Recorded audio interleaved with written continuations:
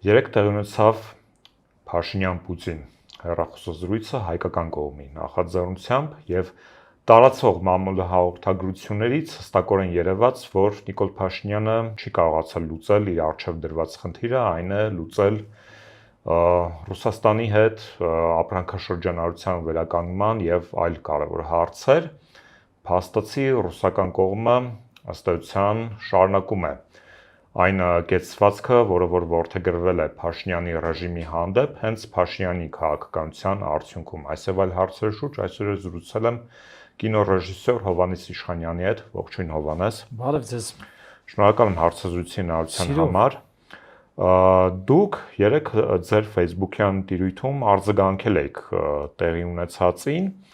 նշելով, որ բոլոր կողմերը այս ռեժիմի հետ խոսում են այլևս վերջնագրերի տեսքով։ Մի կողմից Ադրբեջանն է ասում, որ պետք է սահմանադրությունը փոխվի, մի կողմից ռուսական կողմն է նշում, որ հանրաքվեի անհրաժեշտություն կա, որ ժամանակն է արդեն կողմնորոշվել ԵԱՏՄ, ԹԻՄ։ Ձեր կարծիքով ինչի հետևանք է սա։ Դավաճանության։ Շատ պարզ։ Երբ որ եկել է ինչ-որ մեկը, որը իր ժողովրդի շահը հանձնում է աչուձախ զուտ իր կմահաճույքների համար,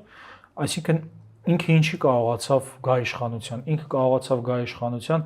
ժողովրդի ցանկությունների հիման վրա, թե ազգային, թե սոցիալական ցանկությունների հիման վրա։ Այսինքն ընտանիքի անդամները ուզում էին մի իրավիճակ, որ ինքը ասաց, հա, ես այդ իրավիճակը բերողն եմ։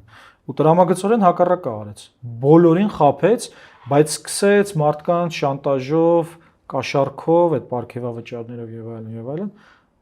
այդ խաղերի տեսության համաձայն, ասես պահել այդ մարդկանց իր շուրջ, որպեսզի կարողանա իշխանությունը պահել։ Այսինքն իշխանությունը չի համապատասխանում քաղաքացու շահերին, բայց իշխանությունը նաև չի կարա հանձնի, որովհետև հղիա անձնական հետևանքներով իր ճակատագրի համար։ Հիմա այդ պայմաններում, երբ որ դու եկել ես ու ոչ թե քո ժողովրդի շահերն ես իրականացնում, այլ քո կմահաճույքները, ասում ես, ինչ չի հետաքրքրում, ով ինչ է մտածում, ինչ պատմական Հայաստան, ինչ, չգիտեմ, բան, զինվորներ, որոնք իրենց կյանքն են տվել, ինչ Արցախ, հանուն ոչնչի։ Հա, էլի հանուն ոչնչի։ Ինչ Արցախ, ինչ բան, ես ոնց ուզում եմ, տենց պետք է լինի, լակոտի նման, էլի փոքրիկ կապրիզնի երեխեք են տենց լինում, որ մտածում ես, ասում ես, այս երեխան մեծանա, տենց չդառնա։ Ու հիմա դրա արդյունքում ինքը քանի որ բախվել է այդ իրավիճակին, ինչը մի կողմում, ասենք, մեր առևտրականներն են,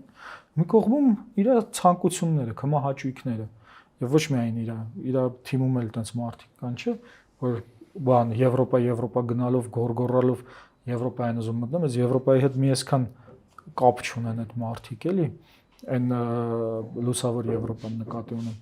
որը մեզ հայտնի է իրենց տված փիլիսոփաներից։ Ու հիմա այդ դավաճանության արդյունքում ինքը ճունի ժողովրդի աջակցությունը, իրան մնացել է բաները, ինչ որ աշխարհի կենտրոններ, հիմա ով ավելի լավ իրան շանտաժի մեջ է պահում եւ բնականաբար Թուրքիան ու Ադրբեջանն են իրան ամենալավը պահում, որովհետեւ ինքը նաեւ քաղաքական Թուրք է, այսինքն իր ցանկությունները համապատասխանում են Թուրքիայի ու Ադրբեջանի ցանկություններին։ Հա, շահերին, ցանկություններին, ճաշակին եւ այլն։ Բայց հիմա իրան է փաստորեն այդ ռուսական շուկան այնուամենայնիվ պետք է որ ստեղ հանկարծ բունտ չառաջանա էլի իր դեմ։